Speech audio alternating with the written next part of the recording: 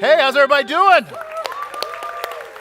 We are really glad that you're here. So let me just tell you a quick thing real quick so that we're all kind of on the same page. So this message is long, and so I wasn't able to finish it in the first couple of services, and so I told people, hey, if you want, come back or watch it online or catch it later. I said, but the one we're going to post is 1 p.m. where I'll be able to do the whole message. So my point is that we are recording this message.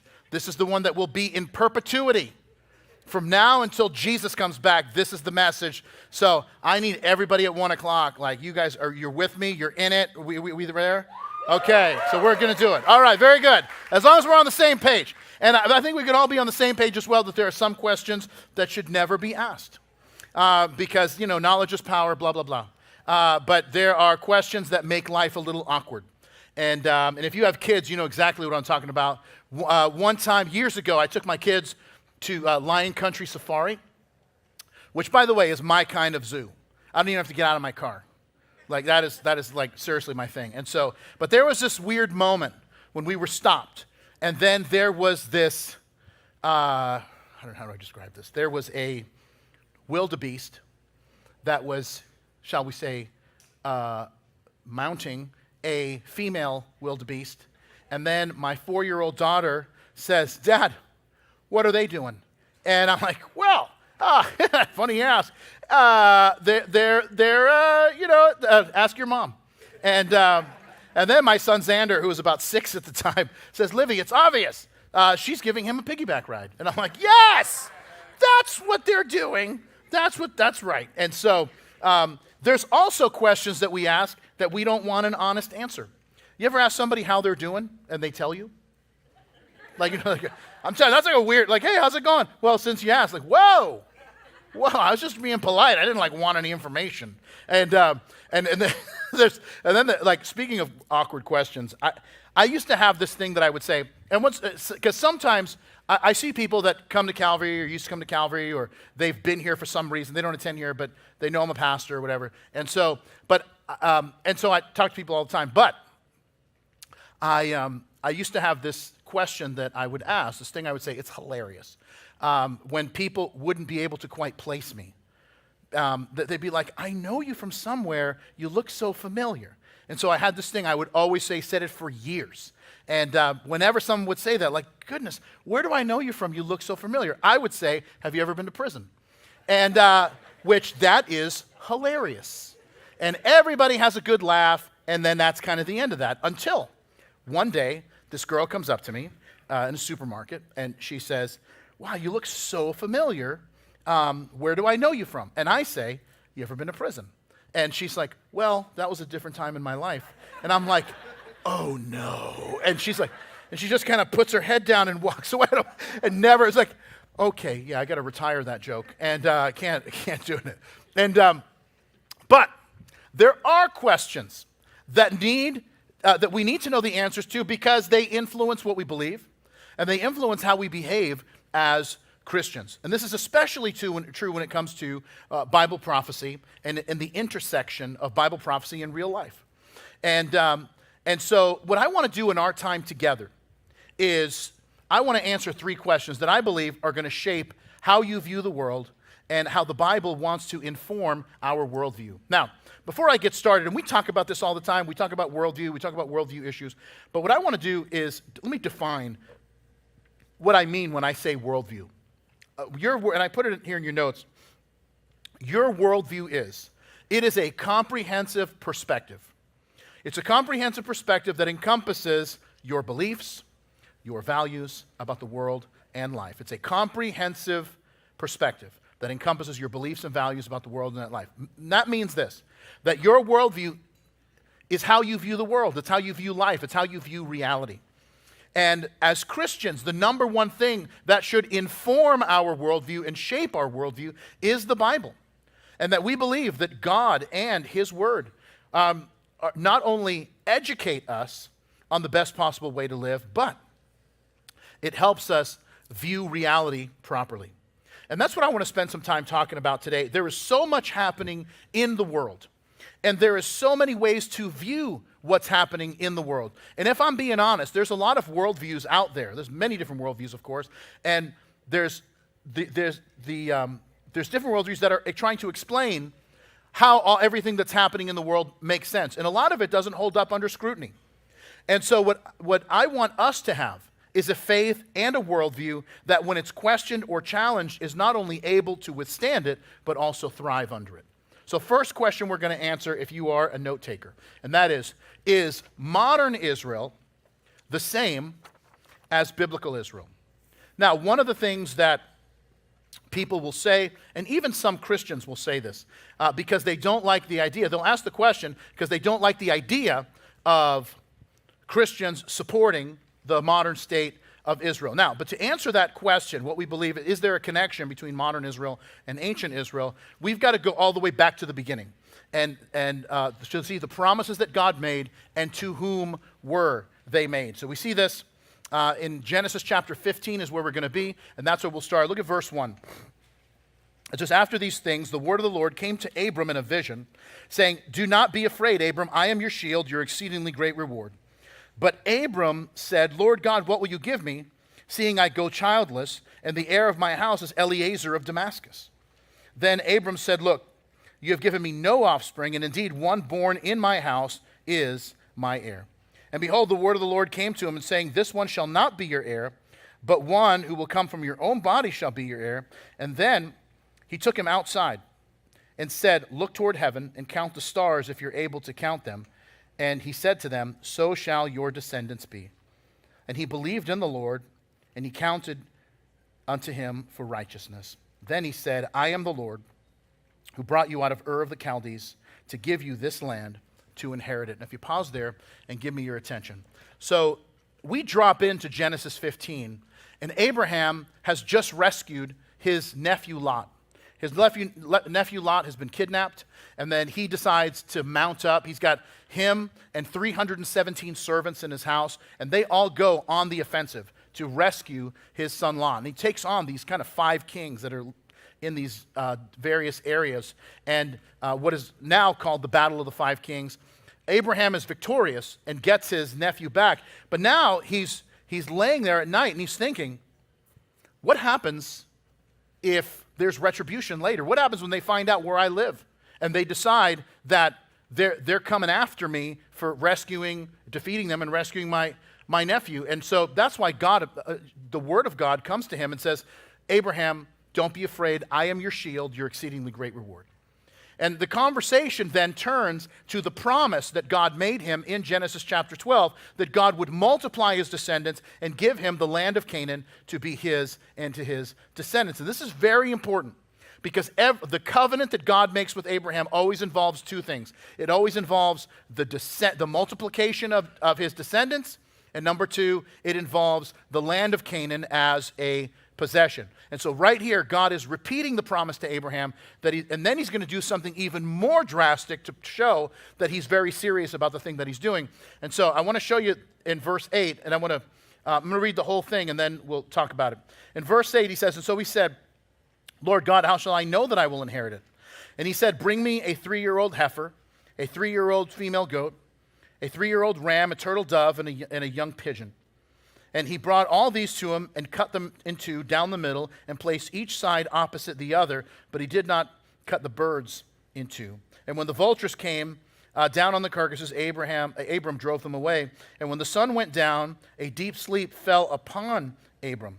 And behold, horror and great darkness fell upon him. Then he said to Abram, know certainly that your descendants will be strangers in a land that is not theirs, and will serve them, and they will afflict them 400 years. Of course, that's talking about the slavery in Egypt. And also, the nation whom they serve I will judge.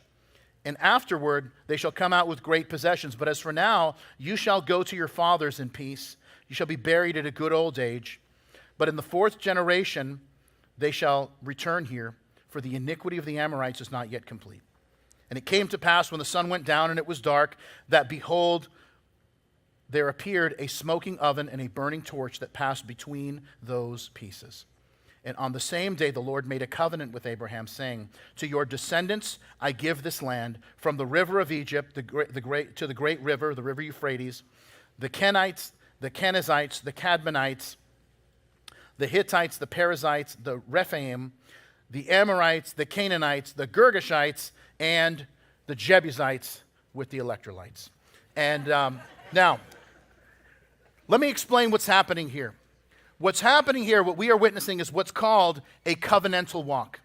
This is where animals would be cut in two, and then there would be an opening in between where the carcasses of the animals are, and the two people that are entering into a covenant together would walk through this. And what it was saying in a picture, if one of us breaks this covenant, may we become like this animal that's been cut in two. Now, by the way, this continues even to the modern day. This is why every time you've been to a wedding, there's a center aisle, and your family and friends are divided, and the bride and groom walk down the aisle to the front and then make this covenant together. Why? They're recognizing the sacredness of the ceremony, the sacredness of the vow, and if this union is separated, then the family and friends are going to be divided as well. Well, what happens here is that God makes Abraham fall asleep, and Abraham never does the covenantal walk. Instead, God does the covenantal walk alone. And what does that mean? God is taking full responsibility for this covenant on behalf of Abraham, and so Abraham and his descendants are only the recipients of the covenant. They are not participating in keeping the covenant. They are simply the recipients of the blessing of the covenant. Now, one of the things you have to understand is that as you read the Old Testament, there are two types of covenants. There are conditional and unconditional covenants. If you were with us, and we were in Exodus for the better part of a year, and one of the things that we talked about was the conditional element of the Mosaic covenant.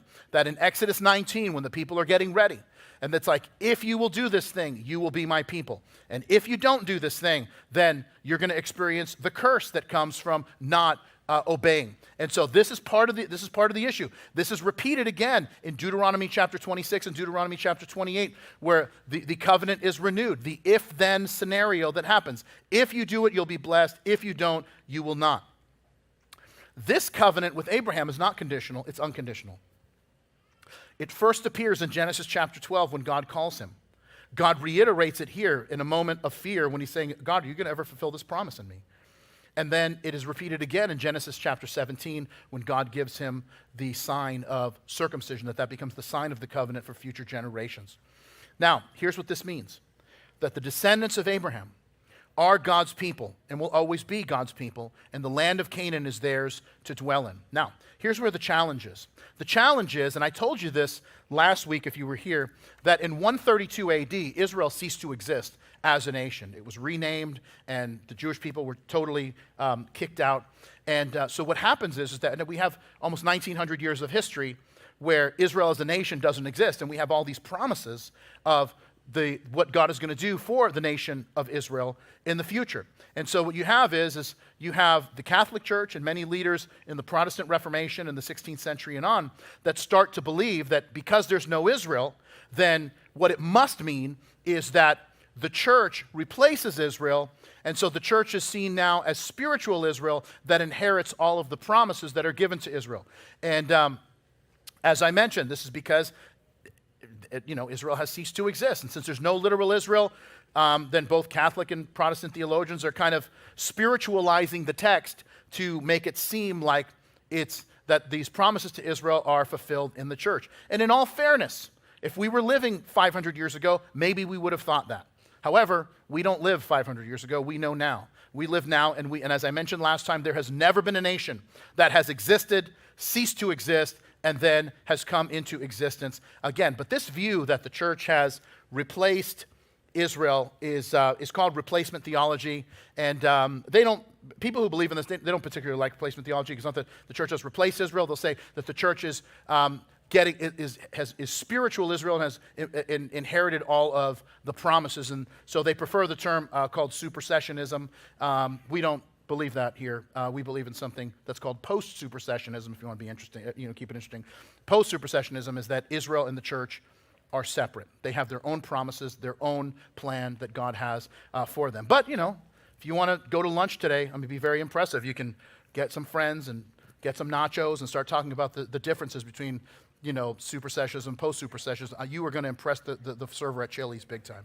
So anyway, but by the way, there are also several groups who say that they are the true Israel, and this has been around forever. So there's a group that are called British Israelites.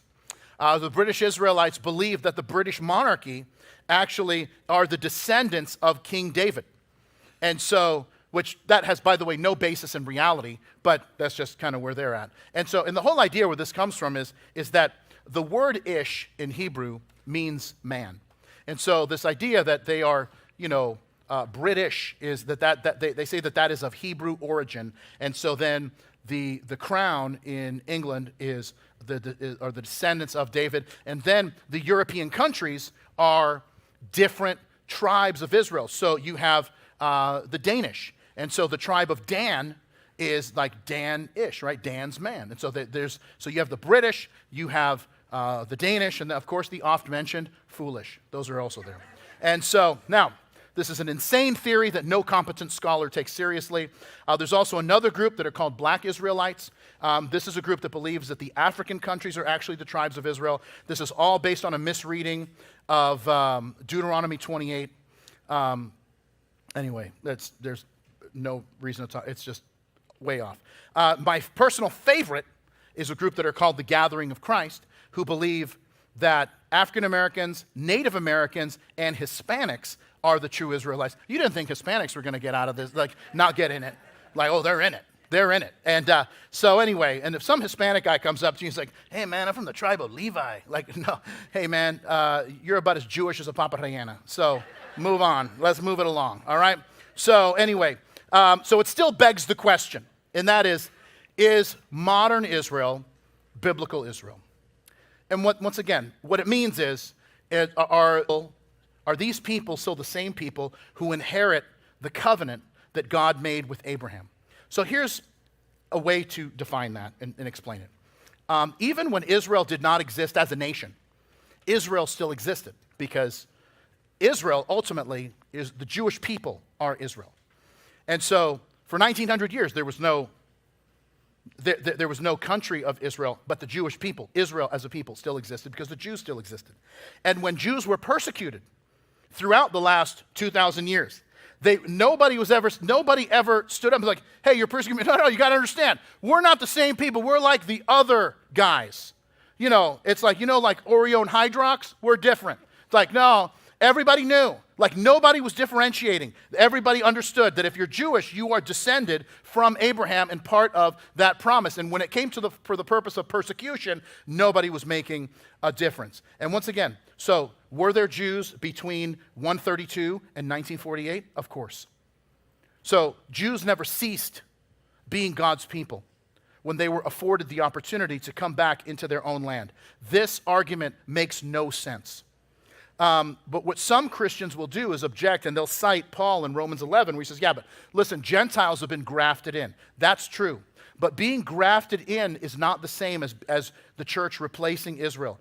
When the church being grafted in to the promises of Israel means that the church has been included in the blessings of Israel through the Messiah, Jesus. In fact, in Romans 11, Paul explains this. He says, again I ask, did they, Israel, stumble so as to fall beyond recovery? That is, they didn't believe if they fallen so far that we're done with them, we're going with another group. No, it says not at all. Rather, because of their transgression, that is failing to believe in the Messiah, salvation has come to the Gentiles to make Israel envious. But if their transgression, that is lack of belief, means riches for the world, and their loss means riches for the Gentiles, how much greater riches will their full inclusion bring? Listen, God's promises to Israel are specific to Israel. And by the way, people will say no, the church is Israel. I'd say this, I'll tell them this. I'm like, oh, so the church is Israel? No kidding. When do I get my Jerusalem address? But what do you mean? Because there's always a promise related to the land. So when do we get the land? well, no, the land is not for the church. It's all the other stuff. Like, yeah, but see, the promise was always two things. It was a people that were descended from Abraham, and then them having a place that God had perpetually given them. The argument is an argument from absurdity. And so the Messiah did not come through Gentiles. Instead, the Messiah came through the Jewish people that would be a blessing to the entire world in fulfillment of what God told Abraham in Genesis chapter 12, that through him all the nations of the earth would be blessed. So, let's answer the question. Should Christians support the country of Israel? Yes. Why? Because they remained God's people. Those living in the country of Israel and the Jewish person living down the street from you as well. All are part of the promise that God made with Abraham. Now, it's like, well, does that mean that they, so that everything they do is right? No. And once again, these are arguments from absurdity. And because, of course not, we don't agree with everything that they do. And just because, by the way, you know how you know that that's the case? Because when you read the Bible, you ever read like Kings and Chronicles, and these kings that were like morons, and they start ruling, and you're like, dude, don't do that. And then they do that, it all blows up in their face, and you're like, dude, I told you not to do that. But you're still like, at what point were you like, yeah, those aren't God's people anymore? Like, dude, Manasseh, the son of Hezekiah, that's where I drew the line right there. That guy was the worst. No, you never did. You kept reading because you're like, even though they're terrible at the time, they're still God's people. And so now, and by the way, we also support fellow Christians. But it doesn't mean that we agree with everything that every Christian does. So you don't have to agree with every decision that Israel makes as a country to honor the fact that they are part of God's covenant with Abraham and deserve to be in the land because it's their land. And listen, the promise that God made to Abraham, that he would bless those who bless Abraham and his descendants, and that he would curse those who curse Abraham and his descendants, that's still valid. That's question one. Here's question two. How should Christians view Gaza and the refugee crisis? So let me start by saying this, that the Palestinian people are made in the image of God, and that they are loved by God. Full stop. Let's start there. They're loved by God. They're made in the image of God. Now, let me also tell you another truth, and that is that the Palestinian people have made grave errors, and who they have chosen to represent them that has caused them enormous pain in life. To answer this question, I need to go back. And I've got to go back to 1948 and kind of work between 1948 and 1967. Let me show you a map. Let me tell you what's been going on all day today because of this map. I did not choose the colors, okay? So that's just what's going on. So I said, in the first service, I said pink, and there was like an outcry. That's not pink. And then I said, I don't know so we decided throughout the day that there's basically two colors here. And by the way, Ed maps, I'm not sure who Ed is, but Ed needed to choose some other colors. But apparently we have said salmon and coral.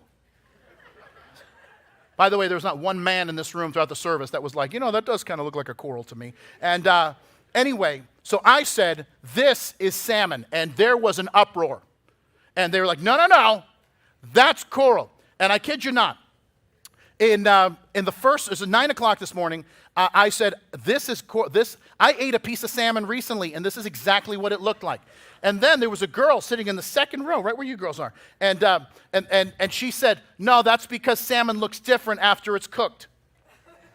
And I said, how does it look when it's smoked? And she didn't really have an answer for me, and so we moved on. So anyway, I'm telling you all of that. I'm not actually sure why I'm telling you all that, but it's just because we got to differentiate between these colors. And so anyway, so I'm told that this is salmon, which, by the way, really goes against my constitution. And then this, okay, so in 1948, when Israel becomes a nation, this is the coral. Did I get it right? Coral. These are the borders of Israel. I want you to notice, they do not control the Golan Heights. That was part of Syria. They do not control the West Bank or most of the eastern part of Jerusalem, which is part of Jordan. They don't control Gaza or the Negev or the Sinai Peninsula. That is part of Egypt. So that's important. And by the way, the southernmost city is a city called Eilat. I've been to Eilat. The first time I ever had Starbucks was in Eilat. And I remember I was there with our group. I ordered, and I was like, dude, this is great. they should bring this to America. And they took my advice, and they did. And it's every time you go, you're welcome. And so anyway, and they're like all over the place now. I heard they're opening a Starbucks inside the bathroom of a Starbucks. And so anyway, so it's right on the Red Sea. I stuck my hand in the Red Sea so I could say I've been in the Red Sea. I did ask it to part, and it did not. So, okay, so these are the borders. Now, in June of 1967, there is a 5-country coalition that attack Israel: Jordan, Syria, Iraq, Egypt, and Lebanon. These 5 countries attacked, and before that, they had made this declaration. These countries, it was what are called the 3 no's. No peace with Israel, no recognition of Israel, no negotiations with Israel. All right? So, by the way, these 5 countries are all the 5 founding members of the Arab League. Now, they had close to 500,000 troops, tanks, planes, and the element of surprise. And within 1 week, from June 1st to June 7th, 1967, Israel cleaned their clock, and they got wiped out. And this was such a decisive victory that after that week was over, Israel had taken the Golan Heights, they had taken the West Bank and the eastern part of Jerusalem, and they took Gaza and the Sinai Peninsula from Egypt. And these nations were livid. And they're like, hey, you got to give us our land back. And Israel's like, you were trying to destroy us. At what point do you think that we're giving this back? And then, this is like the finders, keepers, losers, weepers, but of course in much more diplomatic language. So they have all of this. They have all this land that they won from winning the attack against them in 1967 in what's called the Six-Day War. Now, let's fast forward from 67 to 1979. Now, I think we can all agree that the Carter presidency was not the best presidency we've had here in America. And as he's a great person, I actually met Jimmy Carter once, years and years ago, and I wanted to talk about what I'm going to tell you right now. This is what I wanted to talk about with him. I was wearing a Red Sox cap, and he wanted to talk about baseball and the Braves. And I kept like, oh, that's interesting. And then I was trying to move the conversation to what I want to talk about. But when you're talking to a current president or former president, you got to just kind of go with whatever they want to talk about. That's like the etiquette. So anyway, I wanted to ask him about this, but I couldn't, unfortunately, because we were talking about starting pitching and whatever. But in 1979, what is probably the crowning achievement of the Carter presidency is that Jimmy Carter brokers peace between Israel and Egypt in what are called, if you want to look this up later, they're called the Camp David Accords. And now, this is very important because Israel agrees to give back the Sinai Peninsula, or in Hebrew it's called the Negev. They give this back, and there's nothing here. This is all desert. The only thing that's of any interest is right about here is where Mount Sinai is. But all this is desert. So they get it. Egypt gets that back because it was such an embarrassment for them to lose it. And because of them giving the land back, Israel gets peace with Egypt, which has maintained now for the better part of 50 years. 2 things that are important here that are going to come back as themes. One is now we have a precedent. The precedent is land for peace. We're going to come back to that in just a minute. The second is, remember I told you in the Six-Day War, they took Gaza and the Sinai Peninsula. Egypt, when they say, all right, you guys, you can have the Negev back, you can have Gaza back, and Egypt's like, no, you know what? You just keep that. And they're like, no, we want you to have it. And they're like, no, you can keep it. And this kind of goes back. Nobody wants Gaza back because even when the Egyptians had Gaza, Gaza was problematic. Gaza's been problematic for like 3,000 years. And so, anyway, so Israel is stuck dealing with it. A little more on that in a minute. Jordan had the West Bank and East Jerusalem taken from them, but they didn't really care. Arabs and Muslims didn't really care about Jerusalem until they lost it, and in 67. In fact, if you lived in Jerusalem in the early 60s, before the Six-Day War, it was a mess. When, around the turn of the century, Mark Twain went there. He called it Jerusalem a barren wasteland, that it was like the biggest letdown he ever had. He wanted to go to the biblical city of Jerusalem. He's like, this place is a dump. So if you were there in the 60s and you'd like rented an apartment, you would have to go across the Jordan River to the city of Amman, which is the capital of Jordan, and then that's where you would have to turn on your power and get your phone service turned on. So once again, losing it wasn't that big of a deal beyond the embarrassment of it. So in 1994, Jordan and Israel broker a peace deal where Israel keeps the land, but instead with Jordan, they give them a certain amount of water from the Sea of Galilee. Why? Because you live in the desert, water is life. The difference is now with Syria, there's peace with Jordan, there's peace with Egypt. There is not peace with Syria because Israel will not give up the Golan Heights. Now, Golan Heights are this mountain range that are a very strategic position. This is the Sea of Galilee, by the way, and I've been on the Golan Heights. The gun turrets are still there, and the Syrian soldiers, I mean, they would shoot at anything. They'd shoot at other soldiers. They would shoot at civilians. They'd shoot at kids that were on their way to school. And so there's all these tunnels that were built around the Sea of Galilee so that kids could leave their house, go under these tunnels, and make it to school without getting shot at. So Israel's like, we're not giving back the Golan Heights. And so that's why there was still hostility between Syria and Israel, which now is not such a big deal because Syria is in such upheaval internally. They're not really worried about anything else. And so anyway, and they've got basically terrorists that are trying to take over. Who've got control of half the country. Now, but this is also what creates, this war in 1967 is what creates the Palestinian refugee crisis. I mean, this goes back further. So let me back up a little further, give you some context. When Israel gets its independence in May of 1967, in May of 1948, there are 850,000 Jews living in Arab countries that get expelled from these countries and become refugees. 650,000 of these Jewish refugees from Muslim countries end up coming to the new-founded Israel. 200,000 came here to America. But these Jewish refugees come to Israel with nothing and start building a life there. Now, by the way, if you want to know how many Jews are left in these Arab countries, I'll give you a couple. In 1948, there were 150,000 Jews living in Iraq. Today, there are less than 10. Like, wow, 10,000? No, I mean 10. I mean a starting 9 and a designated hitter. That's it, all right? And in Egypt, there were 75,000 Jews living in Egypt. Today, there are less than 20, okay? So, now, nobody talks about that. Nobody talks about the Jewish refugee crisis that happened. They want to talk about the Palestinian refugee crisis. Let's talk about it. When the war ended, so I mentioned this a couple times, so I want you to memorize the date. Israel becomes a nation May 14th, 1948. May 15th, Israel gets attacked in what's called the War of Independence. And about 700,000 Arabs that are living in Israel flee, and they flee, many of them flee to Gaza, they flee to the West Bank, because they were told by their Arab leaders that once Israel was destroyed, they could return and they'd be able to take over the homes and businesses and whatever of the Israelis that were all wiped out. The problem is Israel wasn't destroyed. And so now you've got a problem. You've got all these people that were displaced with the promise that once we wipe out these guys, you're going to be able to have this land. So what do you do with all these displaced people? Right now, people are still asking this question. There's some Democratic lawmakers that are suggesting that the U.S. should absorb these refugees. Like, well, that could be the worst suggestion ever.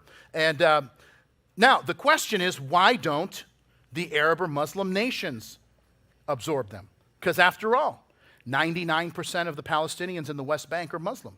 99% of the Palestinians in Gaza are Muslim. Maybe there isn't enough space. So, let me show you this so we can answer that. Everything in green is Muslim territory. And of course, it's differentiated between Sunni and Shia. But once again, this is like a bit, right? It's a lot. And I know you can't see it, but you see this little dot right here? That's Israel. And so this is what everybody's squabbling over. When we've got kind of like a bit more to deal with. And now, just to give you, by the way, let me show you, if you want to know the size of Israel, let me show you this picture right after it. The nation of Israel is the size of Dade, Broward, and Palm Beach counties. That's the size of the country, okay? Now, so just before you think it's like this giant place, it's not. It's Dade, Broward, and Palm Beach. That's it. Now, if we can go back to the previous one, this one. Israel makes up 1% of Arab and Muslim land. Now, you say like 10%? No, I didn't say 10%. I mean 1%, not 1%.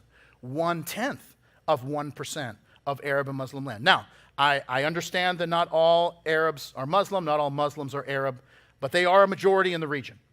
And so the Muslim world could easily solve this refugee crisis tomorrow. The Arab world could solve this refugee crisis tomorrow. Why isn't it solved? There is one word, you may want to write it down: politics. That's why. This refugee crisis is how the enemies of Israel beat Israel up politically and also created a billion-dollar enterprise. There is an aid group that's part of the UN that funds these refugees to the tune of $1 billion a year that they get primarily from the U.S. and the European Union. And that's why it's not fixed.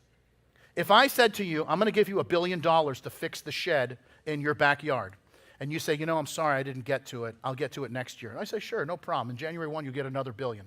Are you incentivized to fix that shed? No. Instead, you're going to be like, I'm going to go to the city and talk to them. Let's do 20 different architectural. You're going to stretch this out forever. Why? Because it's good for business.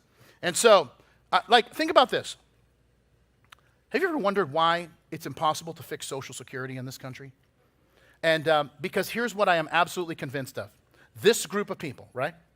If all of us got in a room, and all of us have different backgrounds, we have different political affiliations, maybe some different philosophies, we're different ages, some of us are married, some of us are single, some of us have kids, some of us don't, some of us are close to Social Security at retirement age, some of us are very far away from retirement age, like me. And so, but here's what we know, is that if I am absolutely convinced that if we got together by dinner time, we would have it solved. Why? Because there's no special interest, there's no money that's swaying anybody one way or the other. And so, and there's no one that none of us here are going to campaign on it. So it's like if we solve it, we can't campaign on it. No, instead, listen, the refugee crisis is the same thing. And that's why you've got to follow the money. Every peace offer that Israel has made has been rejected.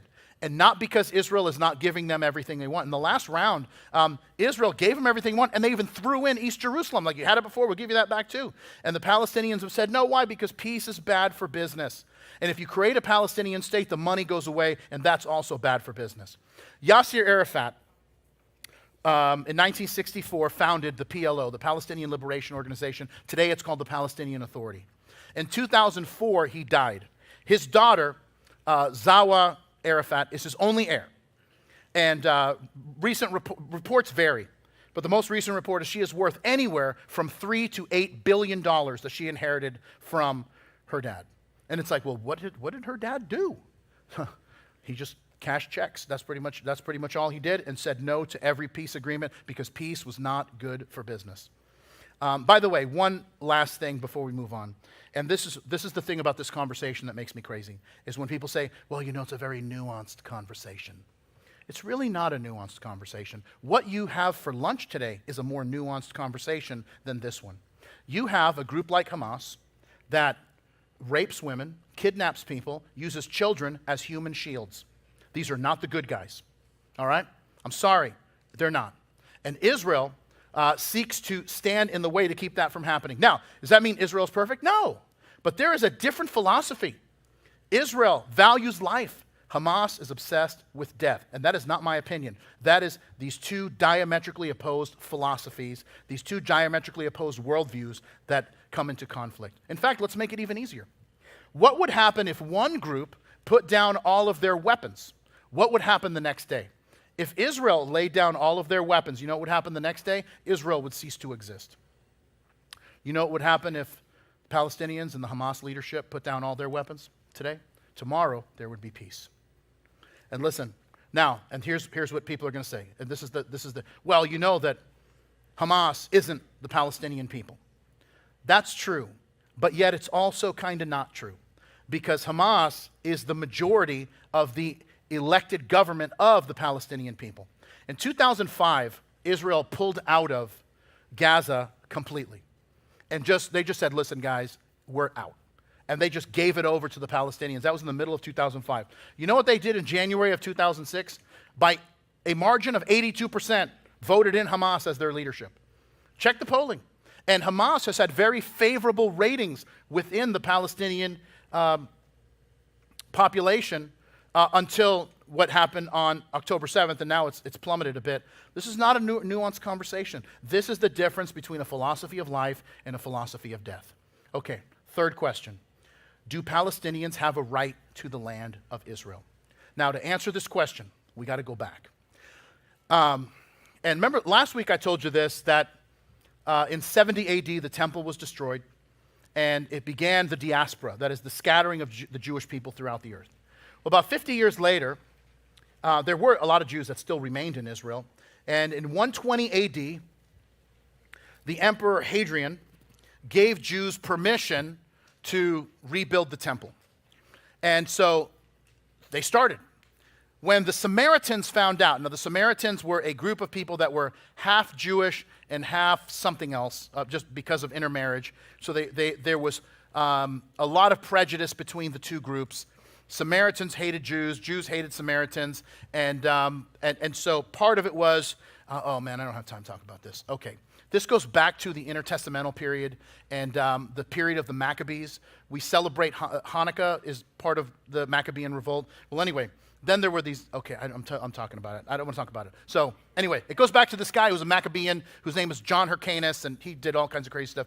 Anyway, I promise I'm going to talk about that someday. It's a really interesting story, but I can't talk about it now. We're talking about something else. Anyway, so my point is Samaritans and Jews, no bueno. It's not good. And so the Samaritans go to the emperor, and they're like, you know why?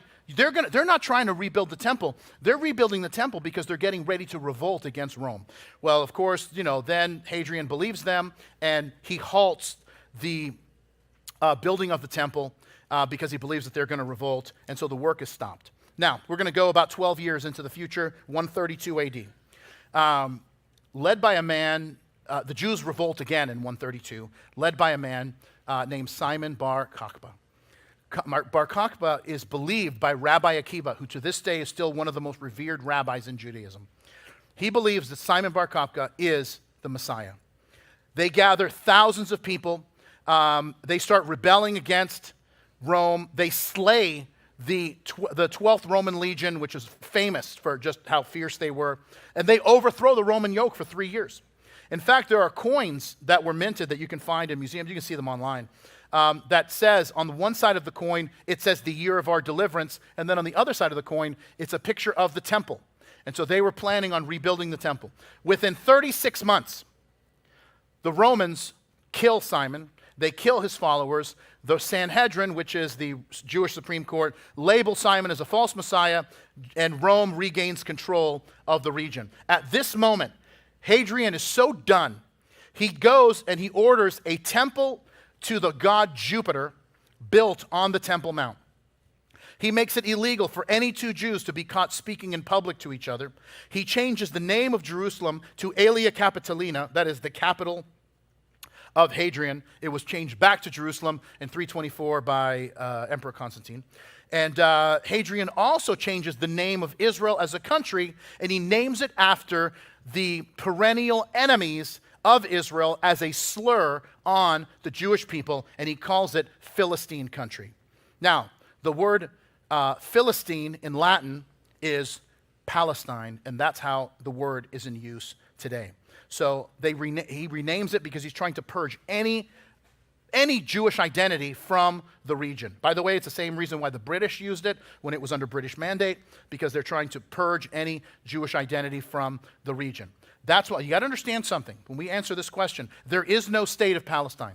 There has never been a state of Palestine. Palestine is a designation that were given to people that lived in that general area before Israel became a nation. And so if you were living under British mandate and you were born in there, they just called all of it Palestine. And so now, that's why, listen, the distinguished professor from Princeton University, he's an Arab-American historian, Philip Hitti. And I tell you that, and I usually don't give like long titles, but it's because he is an Arab American, and that's why I think this has such weight. He says there is no such thing as Palestine in history. None. Now, Israel is called the occupier. And that's what Palestinians will say, is that Israel is living in occupied land. Friends, Israel is not the occupier. The Jews were living in the land of Israel with David as their king more than 2,500 years before Islam was ever invented. And so even if you don't believe the biblical record, believe the archaeological record, which shows that the Jewish people have been living in the land of Israel since at least 1400 BC. So understand, there are 22 Arab states. There are 49 official Muslim states. There's only one state of Israel, and this is what everyone wants to talk about and argue about. Now, to answer the question, can something be worked out and the Palestinians be given a place within the land of Israel to live? Sure. But it doesn't seem as though that's what they want. It doesn't seem like that's what they want. Why? Because one group doesn't want the other group to exist at all. And there can only be peace in the Middle East is if these countries recognize that Israel has a right to exist. This is the fundamental problem, by the way, that most politicians can't seem to figure out. This isn't an argument over land and borders primarily. It is an argument over one group's worthiness to exist at all, that others don't believe that it is. This is why every opportunity for peace, every possible peace deal has been declined by the Palestinians. Every single one. Going back as far as you want to go, from the Six-Day War, and we can go to the Oslo Accords in 1992, 2008. They always end up saying no, because they still are operating from that 1967 position. No peace with Israel, no negotiation with Israel, no recognition of Israel. Listen, 10 years ago, 2015, most Israelis, the majority of Israelis, believed that a two-state solution was possible. That is, that Israel could coexist next to a Palestinian state. That polling, what they believe, hovers around 16% today. And they're just they just have come to this belief that peace with the Palestinians is impossible.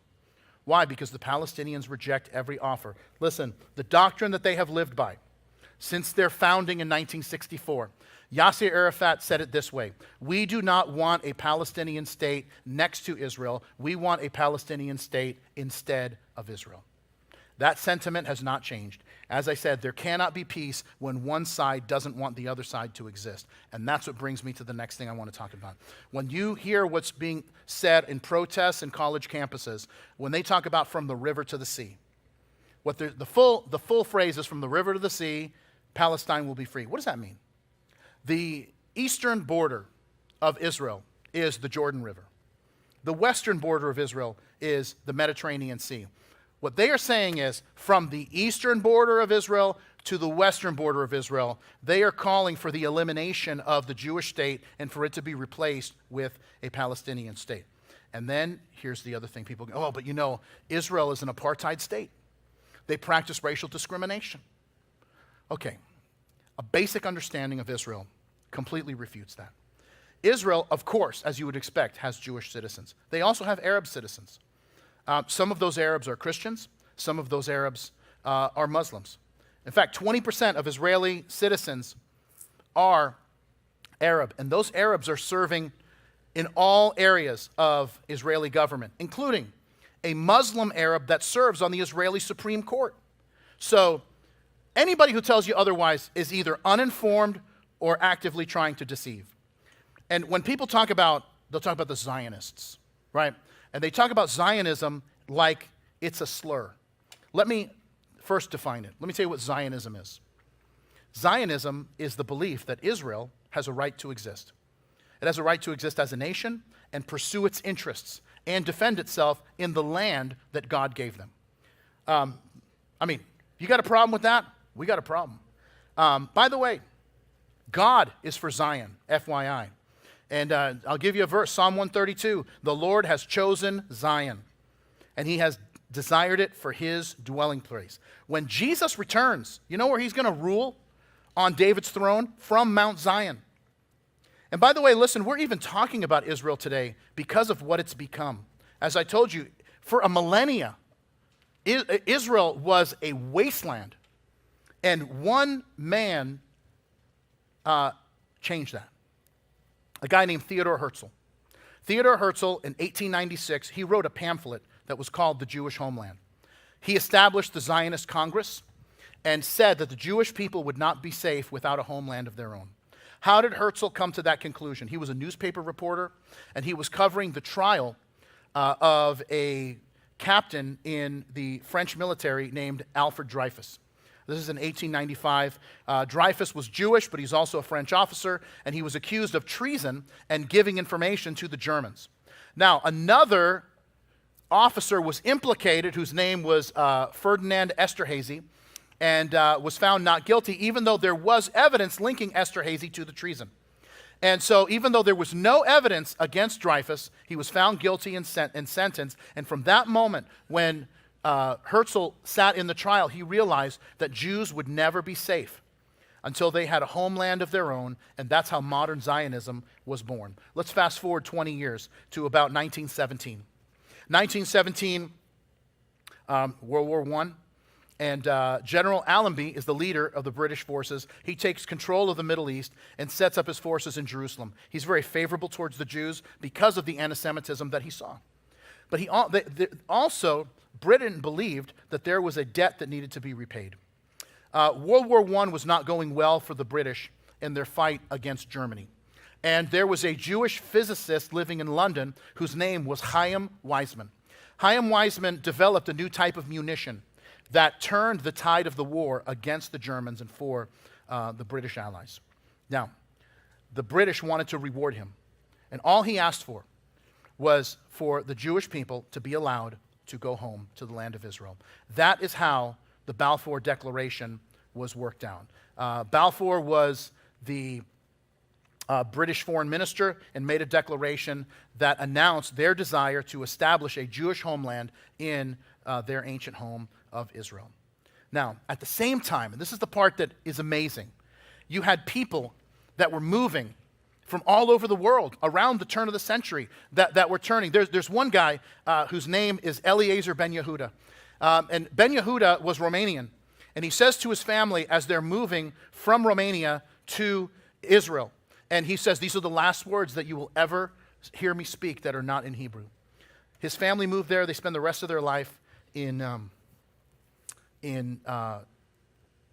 Israel.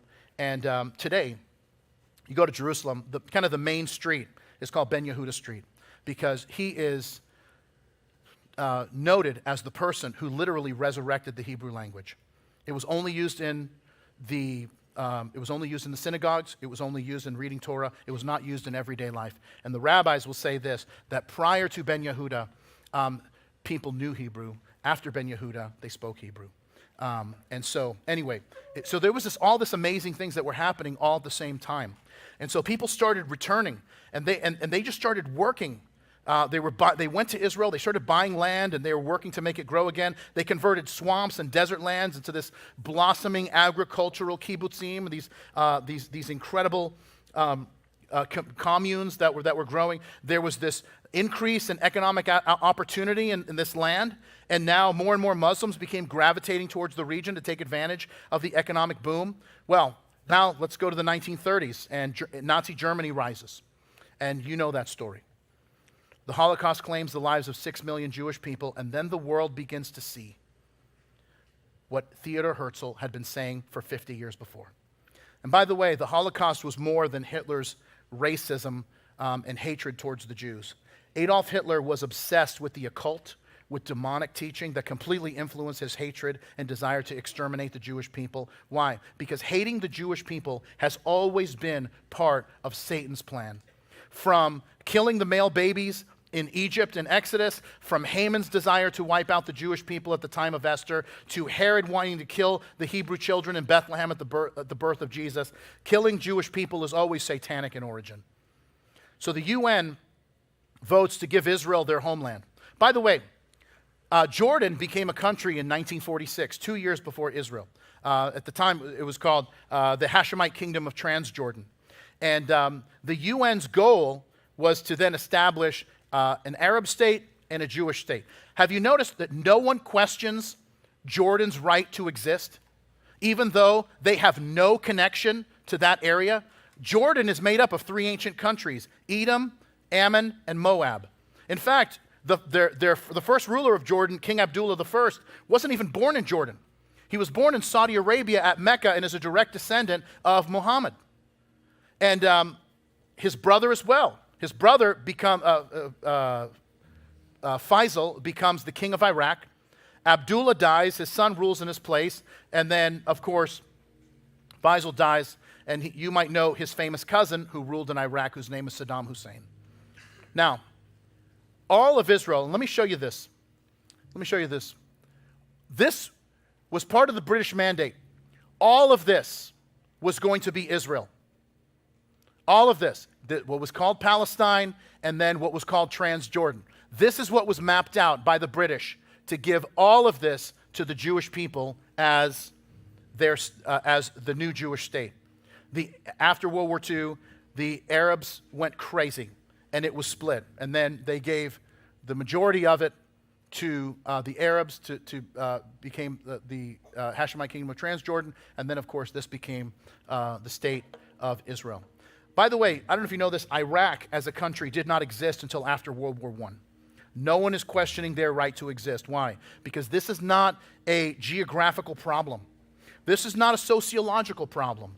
This is a spiritual problem. And you cannot negotiate with people who don't believe you have a right to exist. And friends, here's why I'm telling you all of this. Is because we are living in a time that Jesus told us about in Matthew 24, that it would be a time of spiritual deception. Listen to what Isaiah says in Isaiah chapter 5. Woe to those who call evil good and good evil, who put darkness for light and light for darkness, who put bitter for sweet and sweet for bitter. And listen, let's make sure that we're standing up for the things that God calls good. And we're rejecting the things that the culture is trying to slip in that are actually evil and trying to call it and make it pass off as something good. Because the person who blesses Israel is blessed. That's God's promise to them, but it's also God's promise to us. That's why studying Bible prophecy and what God is going to do in the future is important for us that are Christians. Why? Because it prompts us to live a godly life. In Matthew chapter 24, when Jesus has been giving what's called the Olivet Discourse, this entire teaching on the end of times. And here's what he says in Matthew 24. He says, "Who then is a faithful and wise servant, whom the master puts in charge of the servants of his household and gives them their food at the proper time? Will it be good for that servant whose master finds him doing so when he returns? I tell you the truth, he will put him in charge of all of his possessions. But suppose that servant is wicked and says to himself, my master is staying away for a long time. And then he begins to beat his fellow servants and to eat and drink with drunkards. The master of that house will come on a day when he does not expect him, at an hour he's not aware of, and he will cut him to pieces and assign him a place with the hypocrites, and there will be weeping and gnashing of teeth." When we think that our master delays in his coming, we start living a life that's ungodly. The best way to live is to live with the expectation that Jesus could return at any moment. Why? Because it puts our life into perspective. It puts the trivial things in trivial places. It puts important things in important places, because the return of Jesus gets my priorities, your priorities, our priorities in the right order, and it helps us see the world in a way that God wants us to see it. Let's pray together. And Lord, we want to thank you for your word. We thank you for your promises that you've given to your people Israel and that you will fulfill them. And we're thankful for the new covenant that you've made, that the promises that we have in your son Jesus, and that you're going to fulfill those as well.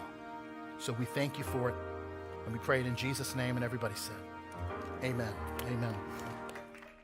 Thank you for joining us today. If you made a decision to follow Jesus and begin a relationship with him, congratulations. It's the best decision you're ever going to make. You may be wondering, so what happens now? Where do I go from here? Just text BEGIN to 62488 and we'll be able to send you this free gift. It's a book called Begin, written by Pastor Bob, and it's going to help you take those first steps on your new journey of faith. So remember, to stay up to date with everything happening at Calvary, follow @MyCalvary on Instagram and Facebook. Until next week, we love you, we're praying for you. God bless you.